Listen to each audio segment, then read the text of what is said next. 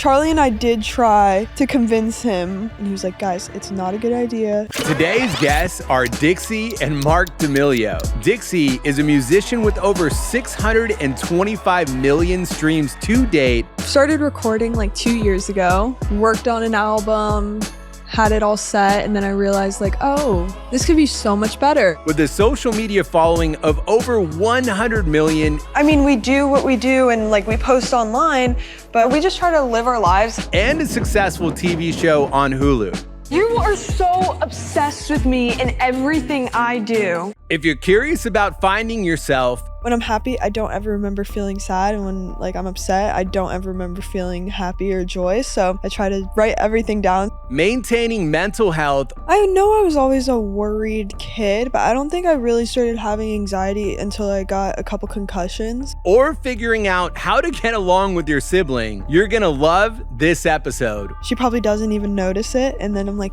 did you not see I did that? I just do it to myself.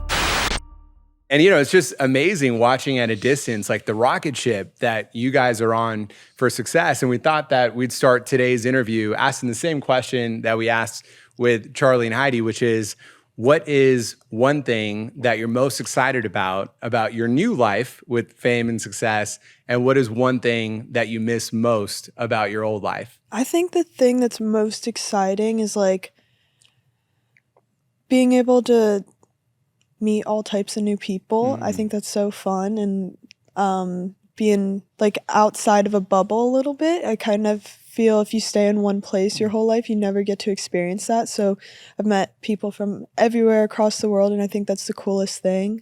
The thing I miss the most is probably like my friends, and they're all in college, so I see them when I can, but yeah. I think what happens normally in normal life is you just kind of pick a career and your path stays somewhat narrow, and maybe people will find themselves and do a career change. But for us, and that's what I tell the girls all the time. I mean, don't look at this as hey, well, let's try to make as much money as we want, or let's look at this as a vehicle to find your passion and find what you want to do. And we're very fortunate that when I was their age, I was going to college and trying to find your path gets narrow. You get a job that you have to work 40, 50 hours a week on, and you're not really thinking about being more entrepreneurial. You know, that same thing is what I miss, right? This is that kind of just the stability, and like we had a really wonderful, cool situation in Connecticut. And although everyone looks at this as, you know, they say this is the life that everybody asked for, but that was the life that everyone asked for too. That kind of American dream, mom and dad, 2 kids, suburbs, Connecticut, outside New York City. So we'll see where this whole thing takes us. I remember Heidi told us that she misses doing the girls' laundry and cooking them food. Is there anything like that you miss doing from the simpler days? It's definitely weird not having like a schedule. I always thought like, since I have ADHD, I was like, no, I want to run my own schedule. Now I realize how much I need somewhat of a schedule. And you guys were so on time today, by the way. Yeah, no, I was like, this is the first episode we started on time. I was like, this is impressive. Yeah, I feel like since every day is so different, like, and also because there's no weather changes here, it's very hard to like go through changes because everything seems like the same, I guess, but also very different. I don't know. It's so fast. Yeah. The life here is very fast. Yeah, it's true. It's true. I think both of what you're saying is, and I appreciate the honesty, right? Like the idea that I think a lot of people look at success in a certain way, and then when people find it, they look back and go, well, we already had something really special, which I love hearing. And I love that you obviously still have that. I want to go backwards, Marc, and I want to ask you, like, what was something that Dixie always got into trouble with growing up? Like, was there like a thing that you remember from those times, or no trouble? I am very fortunate that, I mean, both of my daughters never did anything that, I say this all the time, there's not one thing they ever did that disappointed me. And I think because of our relationship and because of our family life, they didn't want to disappoint me. And a lot of times I think that led a lot of their decision making. No, I mean, there's not really anything I look at though. I'm like, oh, That's yeah. great. What does that feel like listening to that? That's Well, amazing. the only time he would get mad is like if we were doing something that would potentially harm ourselves. Yes. Like I popped a tire and he was like, because I didn't go to driving school. So he's like, well, you didn't do that. So like, it's just annoying. And if I'm not, like things like that, he never really, we kind of all just kind of vibed together. Beautiful. Yeah. Yeah, I think my parents would have a lot longer of a list of Yes. things they're disappointed about for me. When I was a kid, I was always in trouble. Yeah. Always doing something mischievous and always pushing the boundaries. And sometimes, I mean, I think if you see in our show, I say to Charlie, like when she's like, maybe I'll run away. And I say, dude, we've been trying to get you out of the house. We were the ones on a Friday night where I would be telling my mom, hey mom, I'm going to go out tonight and 1 o'clock, maybe midnight. What are you feeling? And she, with Charlie and Dixie, they were just like, go enjoy life. You had to negotiate. Yeah. Wow. Yeah. And I know a lot of young people too have interesting relationships and family dynamics like with their parents. And, sometimes you don't want your parents' advice. And I read that earlier on, like in your life, that your dad may say no, like more often, but now you're at a point where you seek his advice a lot.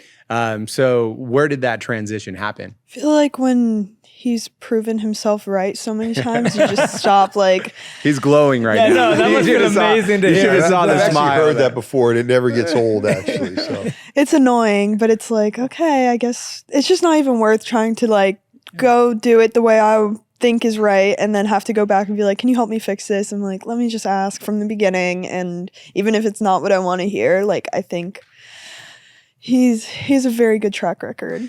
Is there a moment where you felt like something was the right decision? Your dad might have said, try to talk you out of it. You did it anyway. And then you came back to him and said, all right, you were right. I don't think I've ever did it anyway.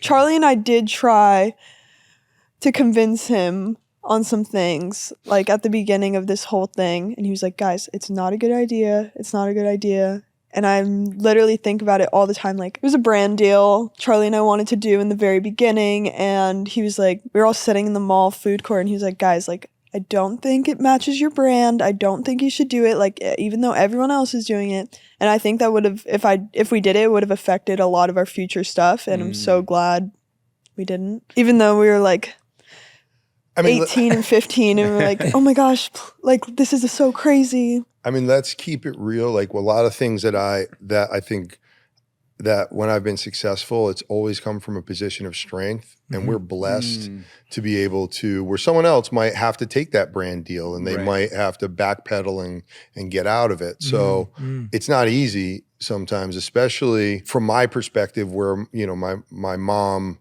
was a single mother and she was a housekeeper sometimes.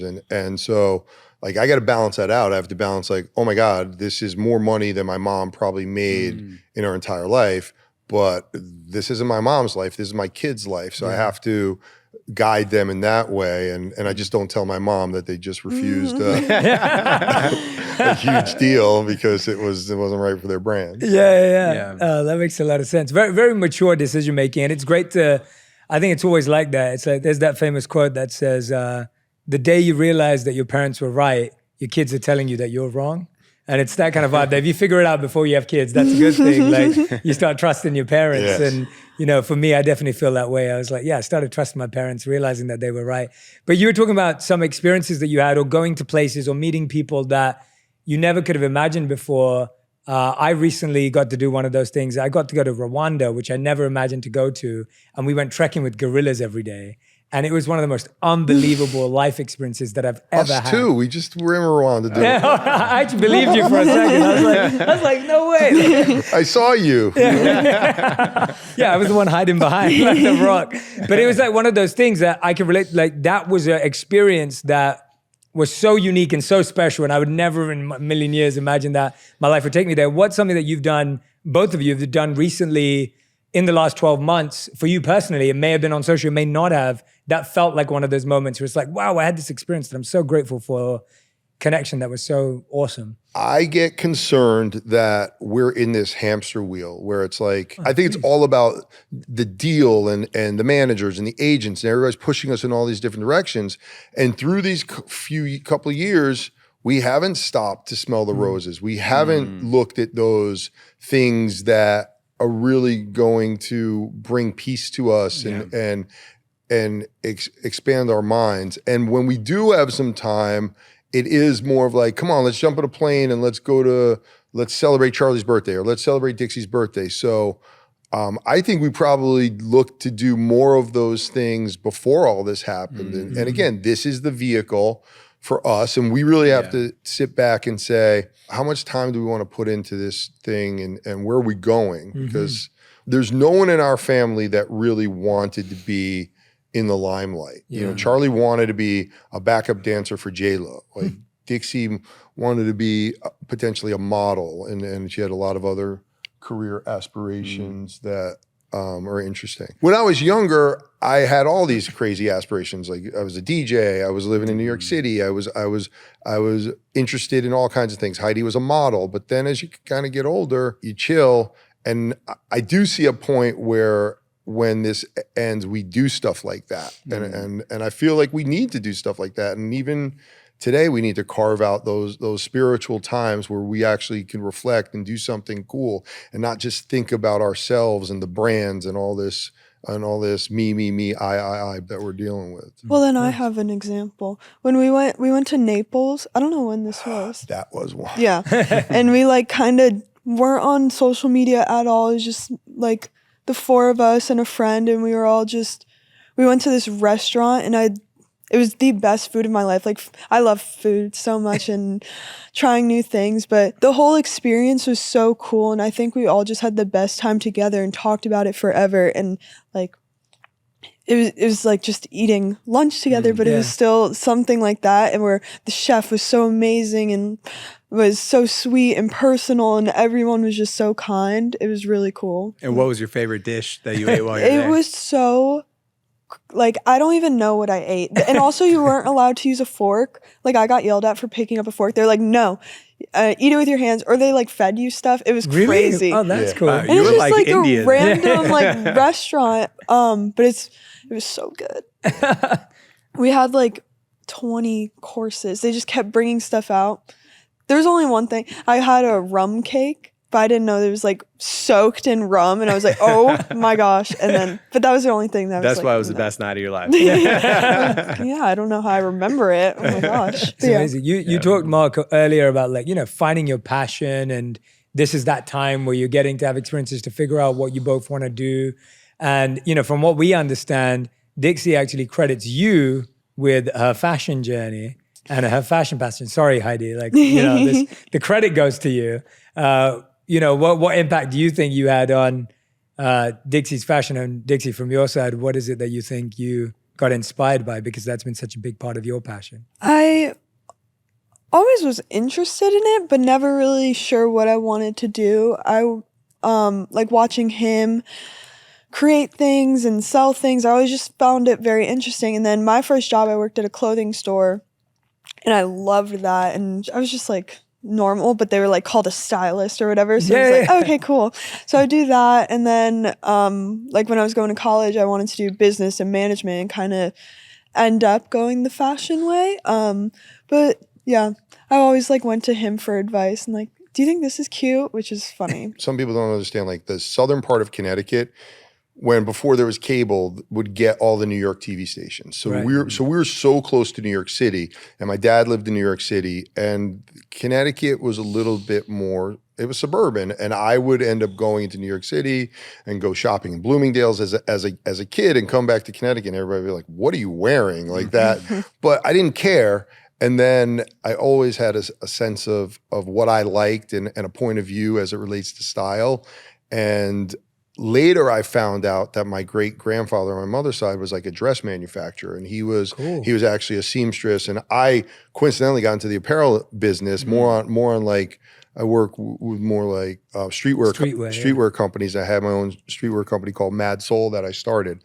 So I was always, but then I kind of didn't pick up the pace as much, and now I'm kind of figuring like now that I'm like I like clothes, and I'm interested in style and all things like that. So it's kind of come naturally to me. I also have two daughters. They're younger, so they're 2 years old and 1 year old. But the 2-year-old is already finding like her own fashion sense, and she's telling us what she wants to wear, and sometimes she wants to wear like different outfits.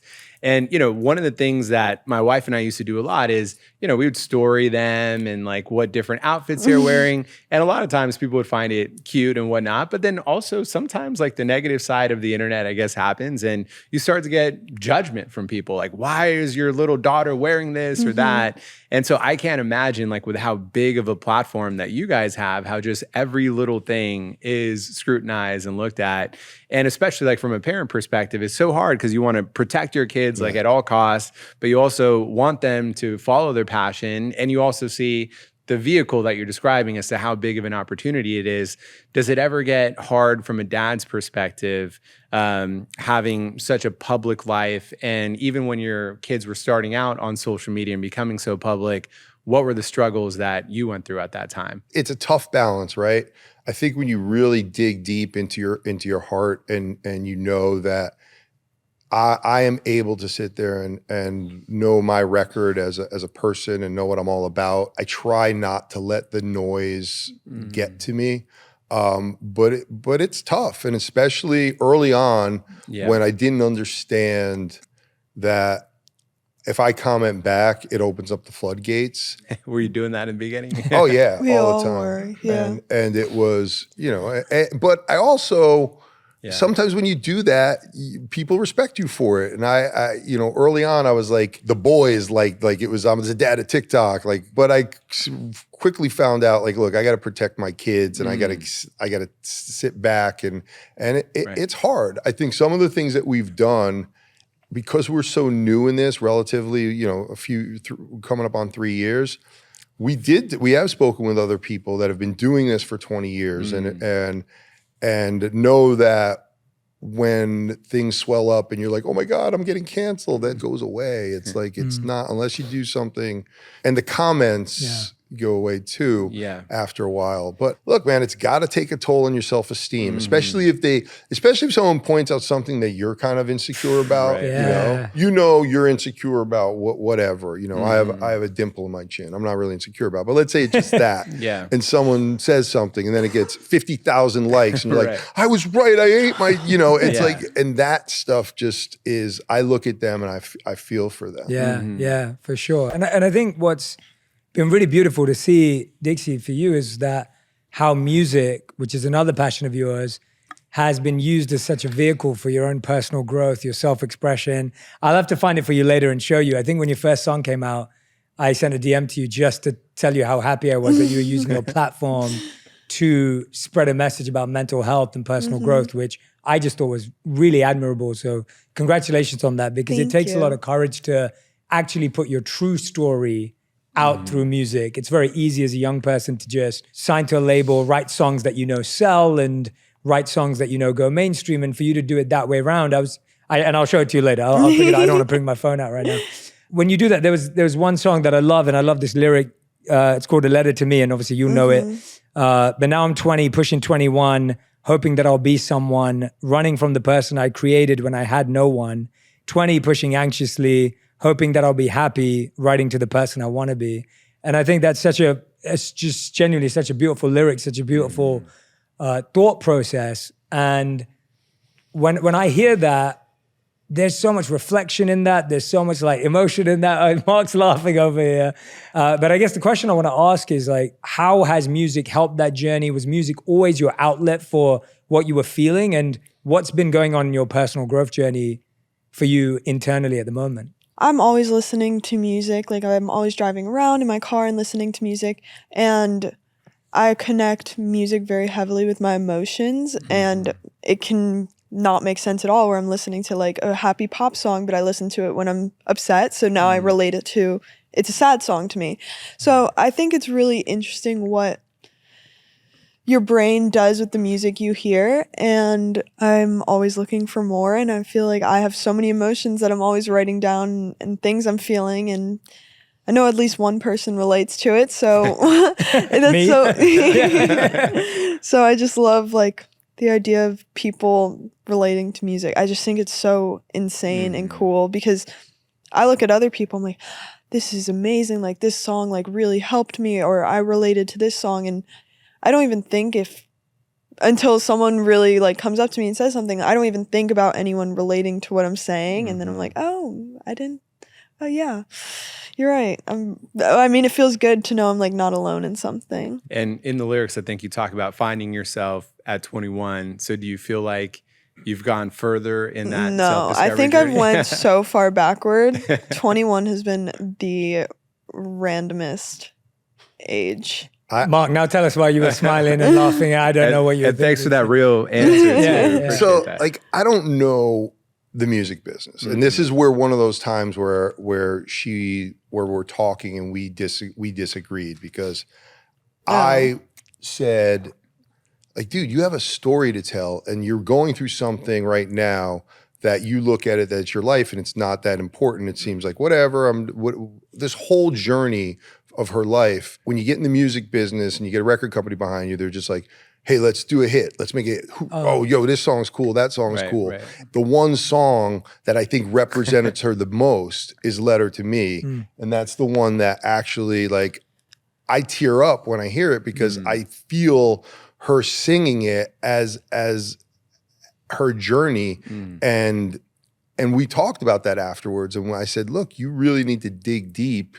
And I'm not a songwriter, but I do think you have something to tell. And I do think it's therapeutic for you to tell how all this thing happened. And I think Roommates was a similar song to that. And I hope she does that, because I think if I were in that position, because I think when you get on stage and you know that those lyrics came from your heart and really tell the story, I think you sing it more with more passion. Yeah. No, I completely agree with you, and I love that. Now I know why you were smiling. I was like, I don't know what That Mark's was gonna say. an I hit told the you right so song. moment. Yeah. But And it was. Does he like those I told you so moments?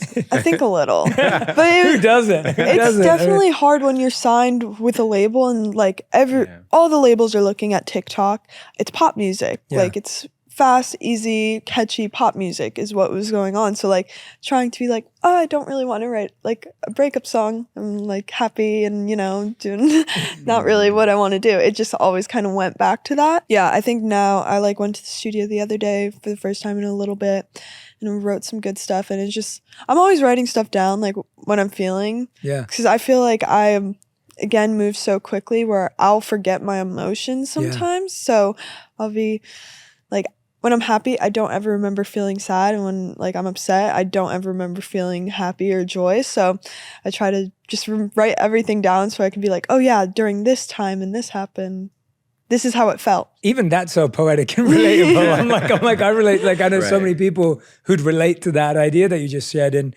over the years, I've coached so many musicians and worked with them behind the scenes, and I found that whether their song did well or not, kind of what you're saying, wasn't what made them happy. It was when they wrote a song that they really believed in that blew up, that's what felt like the most meaningful. Yeah. And I think there's so much truth in what you're saying, Mark, like that idea of like, even if you had the most streamed song of all time, if it was a song that you just got forced to do or someone told you to, it doesn't do anything. Yeah. And I look at that, like, I don't think that's the best way. Are you playing a role when you're singing a song? Or are you trying to tell someone? And I'm sure both are right. I'm sure one is like, like how do you write a breakup song or sing a breakup song when you're in a awesome relationship? And that to me was always hard. You know what I'm saying? Like, and I guess that's for the music people, but I would think your song would be better if it was true and touched your heart and you expressed that and wrote it down and sang it. Well, first off, I just want to say like how beautiful it is that you're able to express your emotions and be vulnerable through your music. I think a lot of young people, especially that are going through a hard time, they might be surrounded by other people that are feeling similar, but to hear that from someone that they idolize talking about going through a hard time, it just inspires them so much more. So I'm just wanted to thank you for the music that you're putting out there. Thanks. And also, Marc, you seem like this sort of like tougher, like old school New York guy, right? And I remember when we were talking to Charlie and Heidi, Charlie was talking about how hard it is sometimes when you would end your text messages with periods. So is there a point where, I think this is like a common conversation, where is the younger generation almost too sensitive and maybe we're a little too insensitive? And how do you feel about that? He is not insensitive. He's very sensitive. Oh, okay. We're all like, it's just how he texts. He just texts like he's like, I'm using proper grammar or whatever. Yeah. But no, I think we all are very sensitive.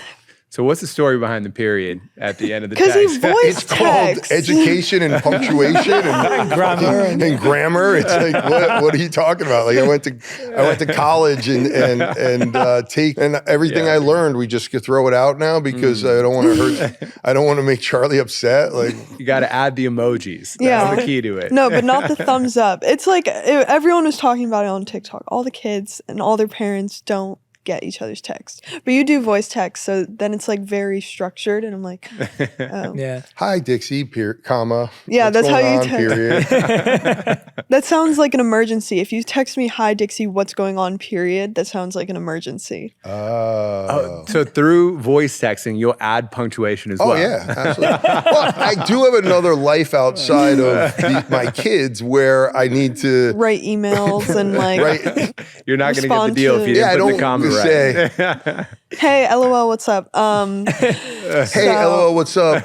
I was wondering if you can get me that contract. Ha ha ha. Like, W-I-D. In all lowercase too. Yeah, he used to get so mad when we'd respond to things in all lowercase. He's like, that's so unprofessional. and also they butcher our last name like without capital letters. Like, dude, my grandfather and it's a family name. It's capital D apostrophe capital A MELIO. Like, who are you to like just change the name that's been passed down? But Can you add emojis through voice text? Maybe that's what's I don't think missing so. here. Yeah, Oh, I think that's okay. what. Someone should invent that. my thumb, I have old thumbs. I'm sitting there. I can't. I try to press one letter yesterday 6 times and I pressed the wrong letter. So that's why I'm voice texting. That's why your voice texting. What's been that, it's beautiful, like even just seeing both your relationship, it's beautiful seeing Charlie and Heidi's relationship, and then of course all of you together, like, when you're managing as you are today, like your family, the number of businesses, the number of brands, like communicating between each other, not just like texting and voice noting, but like genuine communication as a family must feel like such an important thing, I imagine. How have you found more healthy, better ways of communicating as a team and as a family and with each other during this time, which is so fast, which is so busy? Everyone's in different geographies and time zones. It's hard. It gets tough, and it's and now everyone has their own. Heidi and Charlie are doing Dancing with the Stars, and they have their own thing, and Dixie is doing modeling, and I'm doing brands. And we used to, when we're all kind of doing the same thing, we would have these kind of monthly get-togethers where we would just talk about doing a mental health check and hey, is everybody cool? And because it seems like we're struggling a little bit, does everybody still want to do this? I think I read a lot of the comments like the dad and the mom, or it's like a gravy train, and these are the golden geese, and it's just not like, we don't care about.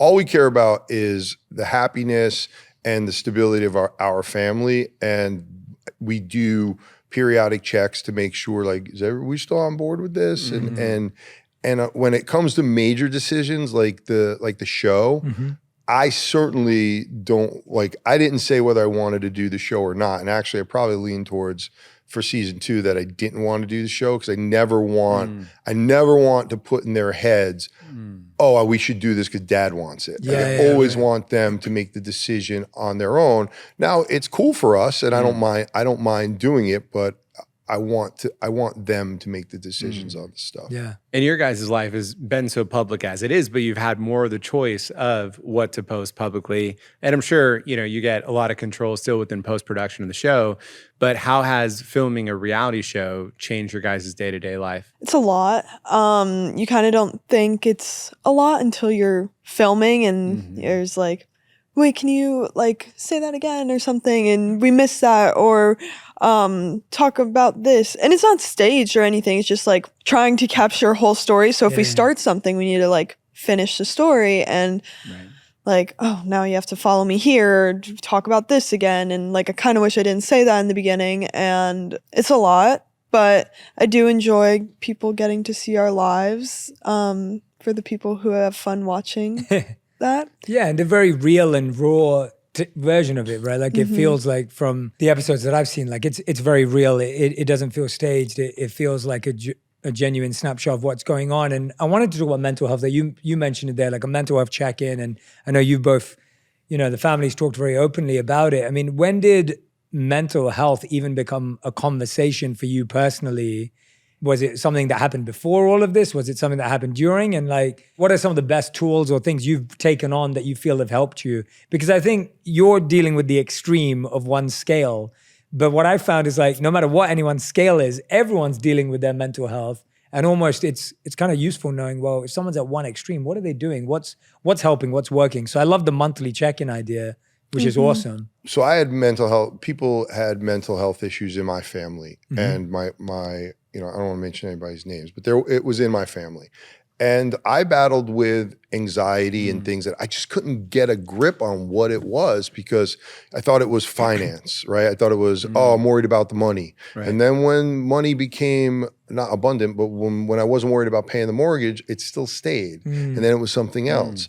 And then I actually really focused on, I hate how doctors don't try to find the root of the problem. They just say, you have a problem, take this pill and fix it. And so I really, for myself, I got to research myself, and I did all kinds of things that I don't want to recommend on the show, but a lot of naturopathic stuff and things like that. And then the problem I had as a dad is looking back at what created anxiety for me.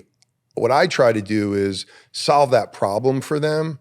And I didn't realize that the things that gave me anxiety as a kid, well, you don't have that problem anymore because dad took care of that. But I didn't look at the fact that other things might be causing it. And I think a lot of parents go like, what are you so bummed out about? Well, you have the refrigerator's full, you have a roof over your head, like, and you got to go deeper than that. And you actually have to as a parent, you have to get out of that mindset and really get to know your kid and say, and you can't, and we have this joke like, it's all in your head or just snap out of it, because we know that's not the case. You really have to figure it out. And I think Dixie and I talk about it all the time and work closely. You always have to work on it, and it doesn't just necessarily go away. Yeah. I know I was always a worried kid, but I don't think I really started having anxiety until I got a couple concussions, and then like missing school and like not hanging out with friends, and kind of the anxiety and depression go together, and then grades, and it all kind of just spiraled at the same time. And then ever since this started, it's kind of like traumatic anxiety of like, oh my gosh, I'm gonna wake up to a text, and like I wake up so nauseous every morning and like sick to my stomach and shaking until like I know everything's fine, everyone's safe, everyone's okay. So I don't know. My phone is definitely one of the biggest issues, but it's like so hard because it also like can help cure different parts of my anxiety. But yeah.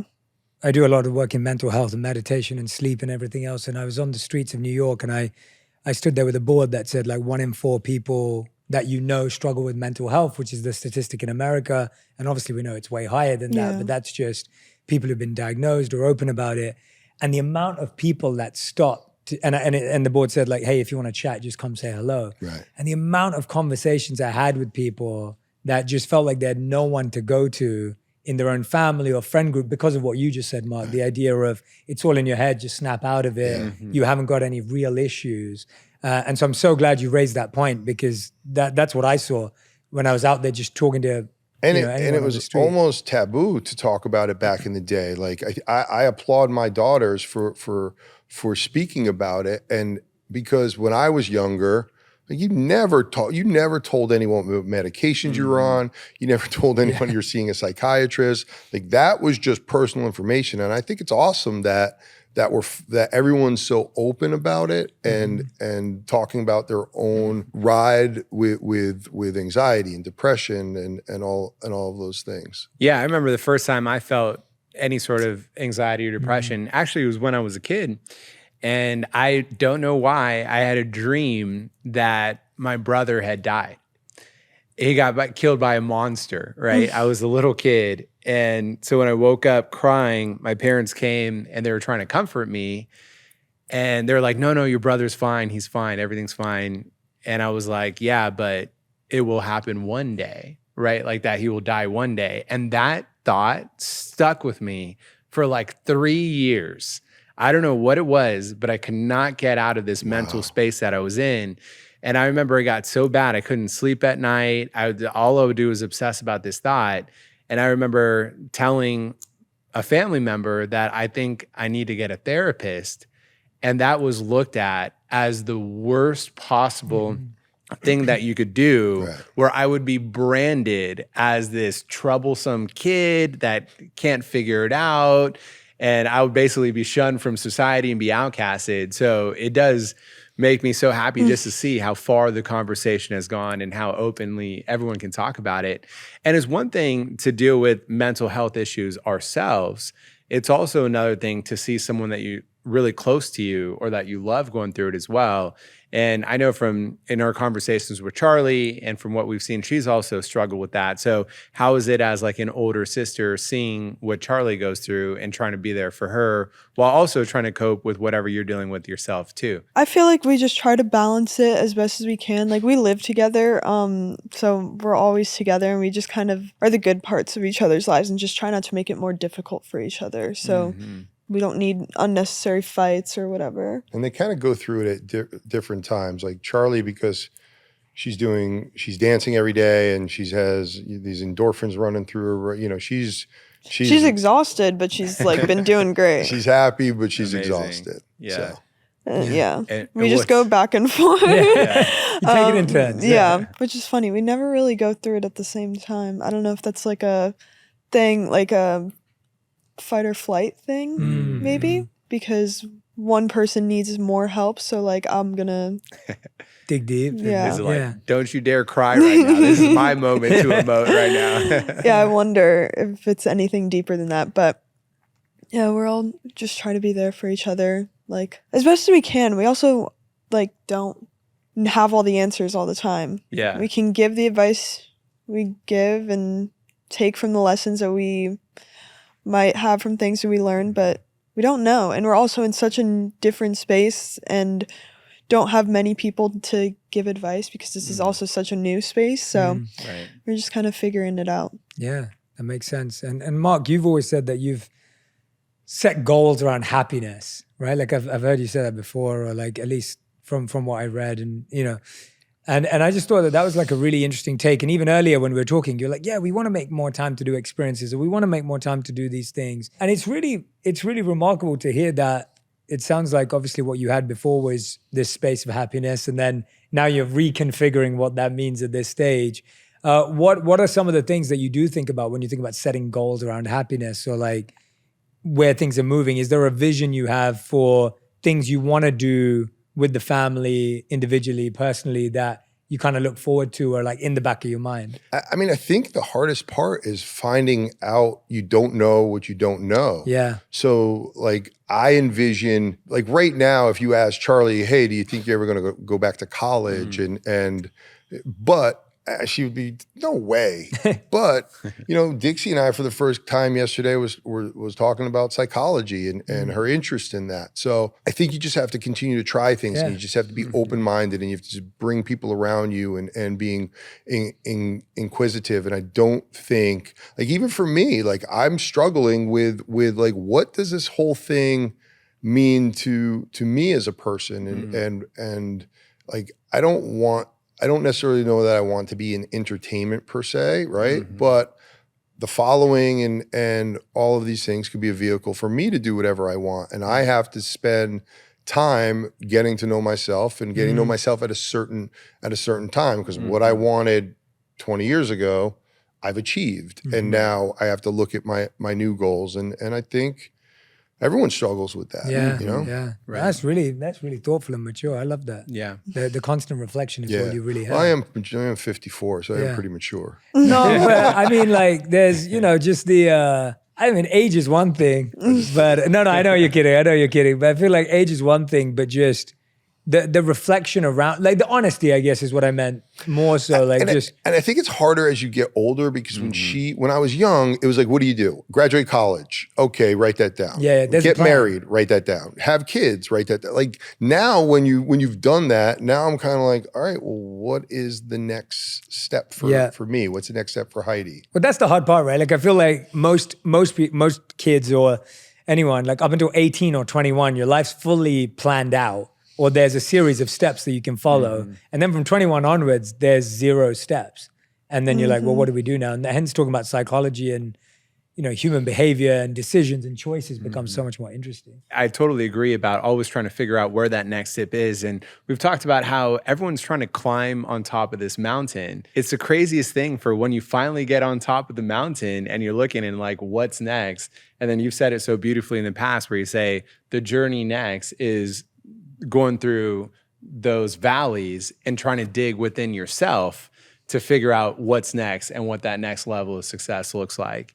And especially, you know, Dixie, you've got so many opportunities and you've got so many things that you've done that have been so successful. Where do you see like happiness and success for you? Like, let's say 5 years from now, looking back at, if you could fast forward 5 years from now, what would you be really happy with if your life had gotten to that place? I mean, I hope anything I'm doing in 5 years is like something that brings me joy, but I really don't know right now. I definitely love music and modeling, but I also would kind of be happy like moving away and just like starting a fresh life and not doing anything anymore. I've been using this analogy recently where, you know, at the end of The Wizard of Oz, where Dorothy comes back and she basically, in her own home, she had all of the things that were over the rainbow. People look at certain people that don't follow their dreams, that don't leave their small town and go to the big city. And I think there's something to be said for staying in the small town and to being comfortable and living a happy, modest life. And that's just where my reflection is now. And it's almost like when Dorothy wakes up and she's like, where she wanted to go somewhere over the rainbow, but everything over there was right in her own backyard. Right. Yeah. And you were there. That's a beautiful analogy. Yeah. That is a great analogy. So we end each session with a rapid fire, but this was an amazing interview. Thank you guys so much just for opening up to us and sharing your personal journeys. I'm sure it's going to inspire so many people.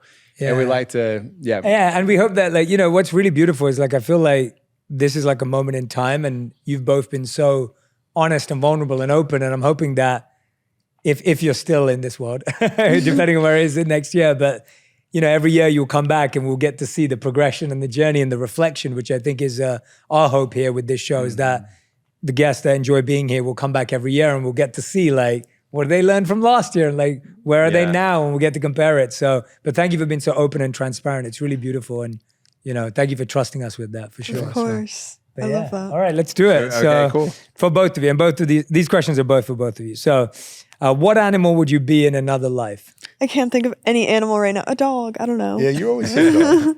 I would say, just because I would want to survive, a lion probably, just because. A sensitive lion, though. Yeah, well, it would be. Yeah. But dogs have the best life. Well, some you got to be. I A dog mean, in our yeah. house is good. Yeah. It's doing well. I would want to Dogs in be one India, of not so my much. Dogs dogs. in India, not so much. Yeah. If you could collaborate with anyone in music, who would it be? Shawn Mendes, maybe. I love him. I say that every time. I love that. Southern Connecticut has the best pizza in the world. True or false? True. What is the favorite pair of sneakers you own? Any of my Pumas. Lately I've had a pair of I like Nike SBs because they have the thicker tongue and I've always worn them, so I have a black and red pair of Nike SBs that I've been wearing a lot lately.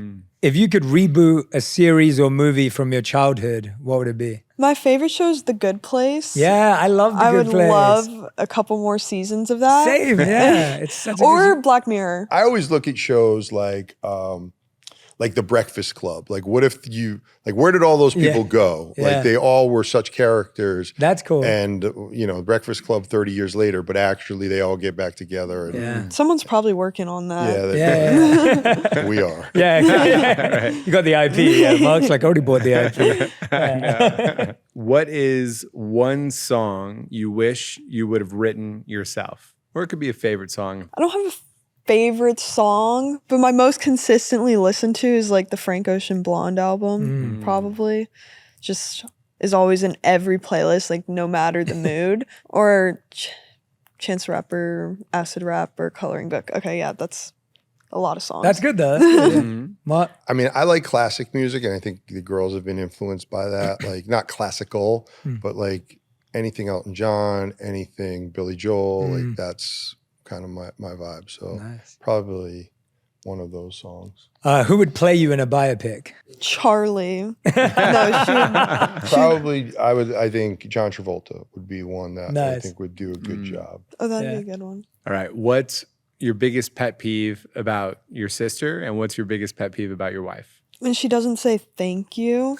But like I do things on purpose. Like I do extra stuff on purpose because like I like compliments, but then she probably doesn't even notice it. And then I'm like, did you not see I did that? And I just do it to myself.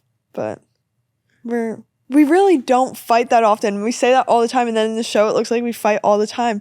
We just hang out, or if we're not in the mood, we're never not in the mood with each other. We're just like tired or whatever. And we just leave each other alone. Charlie just digs her heels in sometimes, and there's no, like, I can be swayed. Like, even though I'm the dad, I'm like, I'll start off with, we're not doing that. And she can convince me we are doing it. If she's really She's good. done it. She's a great debater. But sometimes if you'll tell her and you'll give her your whole thing and she just digs her heels in. My wife, she's a pleaser. And to get a pleaser to tell you what they really want is very difficult. It makes sometimes my job as a husband who wants to make her happy. Sometimes it's difficult. So I'm like, do you like this or do you like this? Is it hard to choose where to have dinner sometimes? Yeah, but also sometimes when you choose, when you give people, they'll just be like, oh yeah, sure, that's fine. Yeah. Is it fine? And then afterwards, it might not be fine. Yeah. I love that. All right, last question from me.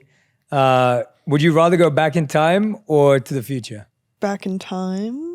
Back in time. Probably. Well, not like too far. I don't know. I would, You're like, yes. still be me. In this lifetime, I would probably just not stress as much. Ugh.